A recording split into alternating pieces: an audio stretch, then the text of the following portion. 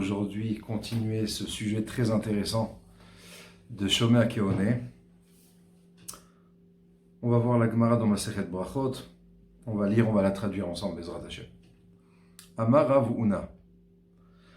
Anichnas lebet hakneset umatzat tzibur shemitpalelim. Rav Huna nous explique, celui qui rentre au bet hakneset, umatza, et il trouve tzibur shemitpalelim, le tzibur qui est en train de prier. Donc on parle de quelqu'un qui arrive en retard. Im yachol leatril veligmor, si il peut commencer, veligmor, et terminer sa amida, ad shelo yagia shaliach tzibur lemodim, jusqu'à que le shaliach tzibur arrive à modim, itpalel, alors qu'il commence sa prière, même s'il est en décalage. C'est-à-dire que s'il a le temps de finir sa amida, et qu'au moment où il a fini sa amida, le shaliach tzibur qui est déjà dans la chazara de la tfila, il est avant le modim, donc il va pouvoir répondre modim avec tout le monde, alors il a le droit de commencer même s'il est en décalage. Veimlav, et sinon, alit palel, qu'il ne prie pas. L'opinion de Rav Huna. Donc on voit l'importance ici du modim. Il faut absolument qu'il puisse répondre modim.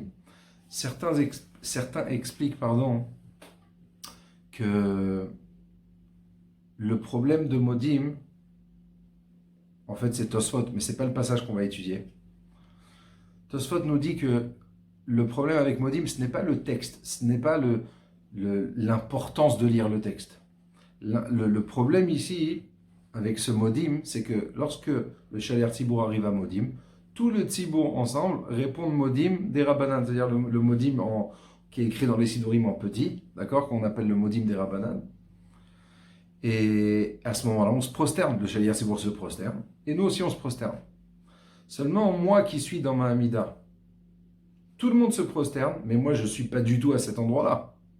Moi, admettons, je suis dans la bracha de Refaenu. Dans la bracha de Refaenu, on ne doit pas, non seulement qu'on ne doit pas, mais on ne peut pas se prosterner. Donc je ne peux pas me prosterner comme ça en plein milieu. Donc du coup, qu'est-ce qui va se passer?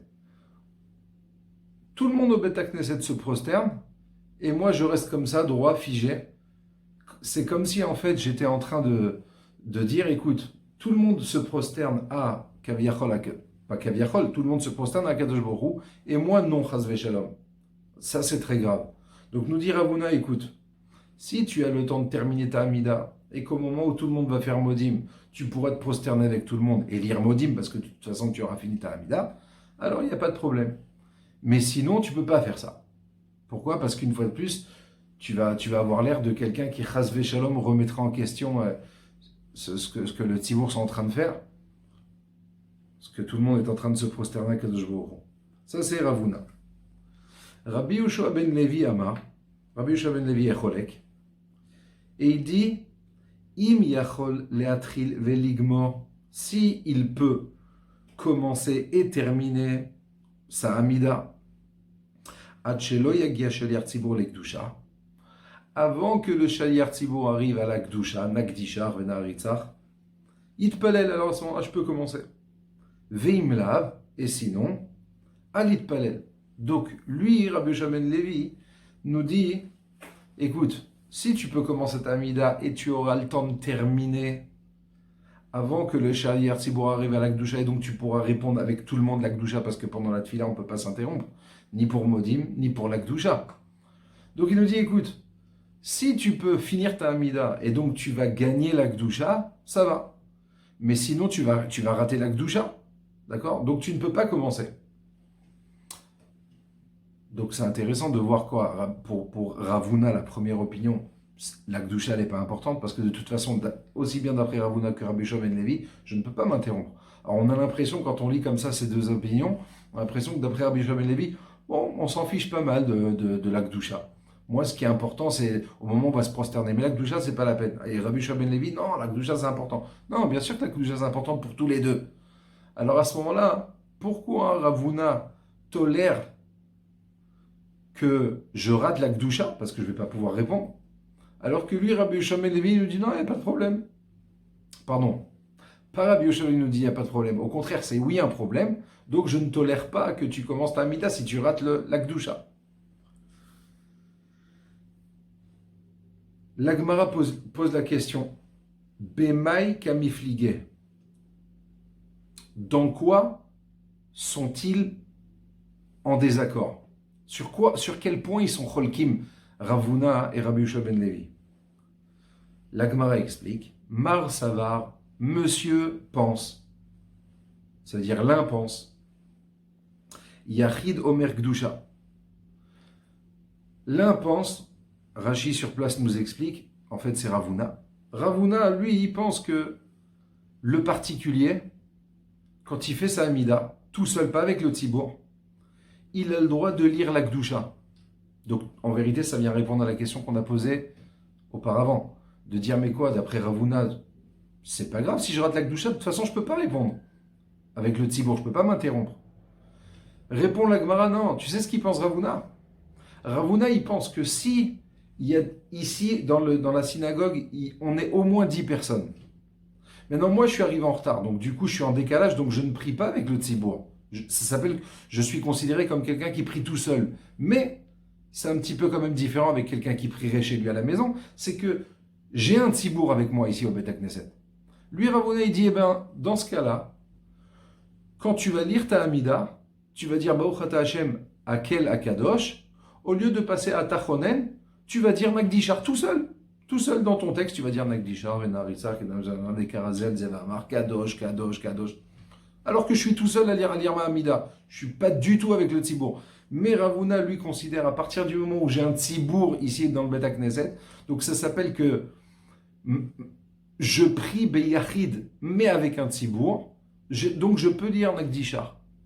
Et lui, qu'est-ce qu'il pense? Rabbi Yoshua ben Levi, ou Mar Savar, et monsieur pense, en parlant de Rabbi Yoshua ben Levi, En Yachid Omer Gdusha. Lui, Rabbi Yoshua ben Levi dit, mais non, jamais de la vie. La Gdusha, c'est que quand on répond tous ensemble, on prie ensemble, on répond ensemble au Shayar Tzibour, comme d'ailleurs on fait aujourd'hui. D'accord? Lui, il nous dit, non, ça n'existe pas, ça. Même si tu as un Tzibour avec toi, à partir du moment où tu pries Beyachid, tu es tout seul dans ta prière, tu ne peux pas dire la Gdusha. Donc on comprend maintenant pourquoi, d'après Ravuna, la Gdusha, je ne vais pas la rater. Donc le seul problème de Ravuna, c'est, mais qu'est-ce qu'il en sera du Modim? Tu vas pas te prosterner, c'est un problème que tu ne te prosternes pas. Alors que d'après Ravuna, il dit, mais attends, avant d'arriver à ce problème-là, Bichlal, mais tu vas rater la Gdusha. Donc ne commence pas à prier si tu n'arrives pas à terminer ta tfila avant que le Shaliach Tzibour arrive à la Gdusha. Si tu arrives, c'est bien. Si tu n'arrives pas, alors non. Tu ne peux pas commencer ta tfila. Tu attends patiemment que tout le monde finisse, que le Shaliach Tzibour finisse, qu'il entame la Chazara, et tu répondras à la Gdusha, et après tu commenceras, après ton Shmona Esrei, ta Amida tout seul. Voilà. On va passer, Bezrat Hashem, maintenant à Tosfot. Donc je suis dans la page, j'ai pas le numéro de page, non malheureusement je n'ai pas le numéro de page, mais c'est le programme du lundi. Tosfot, ici sur place, rapporte les propos de Rashi que vous avez dû étudier la veille dans Masechet Souka. Dans Masechet Souka, rappelez-vous, qu'est-ce qu'il nous dit Rashi? Je vous lis Tosfot. Vekatav Rashi. Rashi a écrit Perek Lulavagazul, dans le Perek de Souka, de Lulavagazul. De Adam Amit Palel, quelqu'un qui prie. Veshama mipi achazan kadish okdusha. Je suis en plein milieu de ma Amida, et d'un coup, le Shaliach Tzibour, il commence la Gdusha. Ou bien, il lit le Kadish. Eno yachol le'afsik vela'anot im haTzibour. Entre parenthèses, ici il y a marqué celui qui écoute le Kadish. Certains rajoutent une petite touche. Ils disent que la version d'Arashi, ce n'est pas le Kaddish. C'est-à-dire, moi, quand j'entends le Kaddish, je comprends n'importe quel Amen, n'importe... Non. Certains nous disent que on parle de la Gdusha du Kaddish. C'est-à-dire, on parle uniquement de répondre Amen, Yeh, Shemer, Rabba, Mevarach, Lalam, Almer, Almaya, Idbarach, etc. D'accord? On ne parle pas stam de Amen. D'accord? On parle de Amen, Yeh, Shemer, Rabba du Kaddish ou la Gdusha. Donc, je suis en plein Amida. Et j'entends le Chazan qui arrive dans Kaddish à Amen Yeshem Rabba, tout le monde répond à Amen Yeshem Rabba, qu'est-ce que je fais? Je ne peux pas m'interrompre, qu'est-ce que je fais? Ou bien j'entends la Gdusha, Nagdishar, qu'est-ce que je fais? Eno Yachol Leafsik. Nous dit Rashi, tu n'as pas le droit de t'interrompre. Ah d'accord, alors qu'est-ce que je fais? Je n'ai pas. Eno Yachol Leafsik Vela Anot, pardon. Tu n'as pas le droit de t'interrompre et de couper, de créer une coupure dans ta Amida. Tu ne peux pas t'arrêter, d'accord? Ima Tzibour, et répondre avec le Tzibour. Tu ne peux pas. Alors qu'est-ce que je dois faire? Nous dit Rashi, seulement, et là, Ishtok. Tu t'arrêtes, ça veut dire, je suis en pleine Amida, il te dit, écoute, tu t'arrêtes, tu te tais. Veyamtin, tu attends, Merat, un petit peu, c'est-à-dire le temps que ça passe. Deshomea keone. C'est pas stam en vérité, tu vas attendre que ça passe. Tu sais pas que Kaviachol, tu vas t'arrêter pour honorer ce Amen Yeshem Rabba. Non. Le fait même que tu t'arrêtes, que tu écoutes le Amen Yeshem Rabba ou l'Akdusha, nous dit Rashi, Deshomea keone. Celui qui écoute, c'est comme si il l'avait dit avec sa bouche. Magnifique. Donc, j'entends l'Akdusha, je m'arrête, patience, j'écoute scrupuleusement ce que dit le Shaliach Tzibour, l'Akdusha, et je suis considéré comme si j'avais répondu à l'Akdusha, comme si j'avais répondu à Amen Yeshem Rabba. Maintenant, pourquoi Tosfot nous rapporte ce Rashi-là? En vérité, ici, il y a une question qui est sous-entendue. Tosfot ne pose pas la question directement, mais à nous de comprendre. En quoi ce Rashi-là, il est problématique avec la Gemara qu'on vient d'étudier? Alors, je vais vous dire la difficulté. C'est que, qu'est-ce qu'on vient d'étudier dans la Gemara?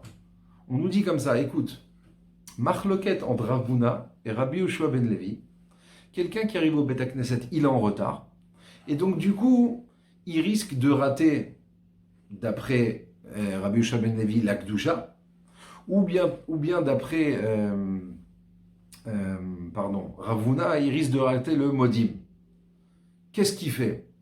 Il dit, alors, Rav Huna nous dit, écoute, si tu as le temps de finir avant, et Rabbi Yoshua ben Levi, si tu as le temps d'arriver avant l'Akdusha. Mais je ne comprends pas. Rashi, dans ma Masechet Souka, nous a dit que il suffit que tu t'arrêtes, tu patientes, tu es attentif à ce qui est en train de se dire, c'est comme si tu avais répondu. Ben alors, par exemple, je vais prendre d'après l'avis le plus simple à expliquer, d'après Rabbi Yoshua ben Levi. Mais c'est quoi le problème de rater l'Akdusha? Mais je ne vais pas rater l'Akdusha. En m'arrêtant en milieu de ma Shemona Esrei et en étant attentif à l'Akdusha, Shomé Akeone, je réponds à l'Akdusha. Donc ici, il y a une contradiction entre la Gemara ici qui nous dit, écoute, t'as pas le choix, tu dois attendre, que tout le monde est terminé pour que tu puisses répondre à l'Akdusha. Mais non, je vais commencer ma Amida tout de suite. Quand ils arrivent à l'Akdusha, j'écoute. Comment répondre à cette difficulté? C'est une difficulté. Tosfot répond, Veyesh lomar, il y a lieu de dire, Delechatrila en la asotken. Nous disent Tosfot, a priori, on ne doit pas faire ce que Rashi nous a dit de faire dans Masechet Souka. En la asotken. On ne doit pas de faire ainsi. Pourquoi? Quel est le problème? De aniya chashivatfe hidur mitzvah. Tosfot nous disent, écoute, qu'est-ce qui est mieux? D'écouter la gdusha de la bouche de quelqu'un et de te rendre quitte par Shomea Keone, ou de toi-même dire la gdusha avec ta bouche. Ils disent Tosfot, écoute, c'est clair qu'il est préférable, c'est mieux de répondre avec sa bouche. C'est un niveau plus élevé, on va dire. Donc il dit, donc en vérité, il n'y a pas de contradiction. Ici, la Gemara chez nous, dans Masechet Brachot, nous dit, écoute, si tu arrives et que tu risques de rater la Gdusha, ne t'aventure pas. Attends, écoute la Gdusha, ça veut dire, attends que le Shaliach Tzibour termine, que le Tzibour termine, que le Shaliach Tzibour entame la Chazara, pour que tu puisses toi-même, avec ta bouche, répondre Nagdishar, Vena Haritzar. C'est mieux. Maintenant, a posteriori, sinon, Si, admettons, j'ai fait l'erreur, je ne savais pas, d'accord? Ou bien j'étais étourdi, j'ai pas réfléchi, j'ai commencé ma midá, je me dis, mais mince, j'aurais pas dû. Ok, maintenant qu'est-ce que je fais? Maintenant je suis à Refaïnou, j'entends Nagdishar, qu'est-ce que je fais? Ça y est, c'est terminé, c'est fichu. Non, nous dit Rashi, non, non, non, non, non, tu t'arrêtes, tu es attentif à ce qui se dit, Shomea Keone, mais ça c'est a posteriori, c'est moins bien. D'accord? Voilà la réponse de Tosfot. Ensuite, Tosfot nous rapporte l'opinion de Rabbeinu Tam et de Ri. Je vous lis Tosfot. Verabbeinu Tam veri, hayu omrim. Rabbeinu Tam et Ri disaient, de adraba, au contraire, Ishomea keone, have afsaka im shotek. Rabbeinu Tam et Ri ne sont pas du tout d'accord avec Rashi. Pourquoi? Parce qu'ils disent, écoute, qu'est-ce que tu dis toi, Rashi? Tu dis, écoute, le fait que tu sois attentif, tu vas t'arrêter, tu vas t'interrompre et tu vas être attentif. Tu vas t'arrêter où tu te trouves dans ta Hamida. Tu vas être attentif à ce qui se dit, c'est comme si tu l'avais dit. Ah, nous disent Rabbeinu Tam et Ri contre Rashi. Donc ça veut dire que c'est comme si je l'avais dit. Or, ai-je le droit au milieu de ma Hamida, en plein milieu de la Hamida, de dire Nagdishar Venaritzar, mais jamais de la vie. Donc nous disent Rabbeinu Tam et Ri, non, on n'a pas le droit de faire ce que Rashi propose. La proposition de Rashi, elle est mauvaise. À cause du Shomea Keone, je vais me trouver, m'interrompre. Je me trouve m'interrompre pendant ma Hamida. Je n'ai pas le droit de m'interrompre pendant ma Hamida. Or, quelqu'un qui s'interrompt en plein milieu de sa Hamida, il y a toutes sortes d'avis. D'après certains avis, je recommence toute ma Hamida. Tout est tombé à l'eau. Donc il a tout faux. Donc nous disent Rabbeinu Tam et Ri, au contraire, du fait qu'il y a un din qui s'appelle Shomea Keone, ne t'arrête surtout pas et n'écoute surtout pas ce qui se dit en pensant t'acquitter. Parce que si tu le fais, c'est comme si tu l'avais dit, et tout et c'est fichu. Maintenant, comment Rashi, à votre avis, pourrait se dépatauger de cette question de Rabbeinu Tam et Ri, qui est une question vraiment pertinente. Si tu considères celui qui écoute comme s'il l'avait dit, donc ça veut dire que tu parles en plein milieu de ta Hamida, donc ne fais surtout pas ça.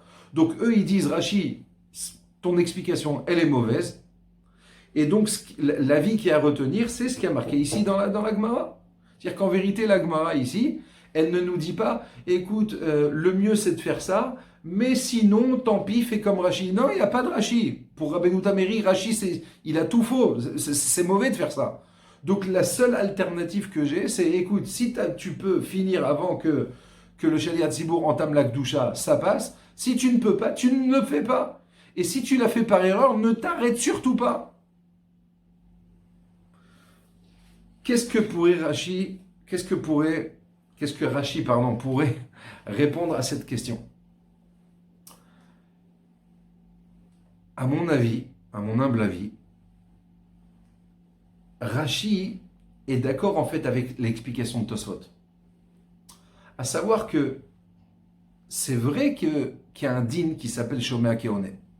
Et que quand j'écoute de la bouche de quelqu'un d'autre, et que lui il pense à m'acquitter et moi je pense à m'acquitter, je suis quitte, c'est comme si je l'avais dit. Mais c'est pas aussi bien que si je l'avais dit. Donc en vérité, c'est sûr que je m'acquitte.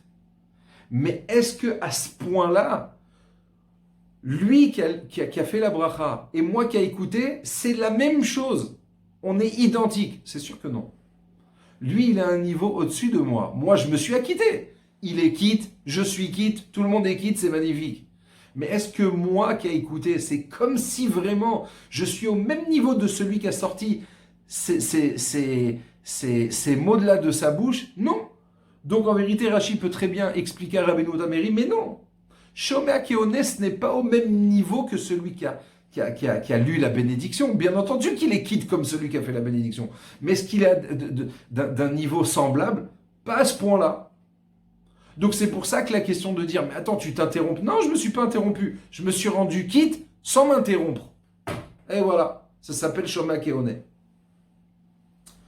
Pour conclure ce cours, on va voir quelle opinion le Shulchan Aruch a retenu dans la halacha. Alors vous avez ici le Shulchan Aruch. Ici, il n'est pas marqué c'est quel siman, si vous prenez vous-même, vous ouvrez un Shulchan Aruch. Le Shulchan Aruch, il se trouve, donc c'est le Chelek Orachaim, c'est le Chelek Aleph dans le Mishnah Bura. Le siman, c'est Kuf He, et le Seif, c'est Zayin.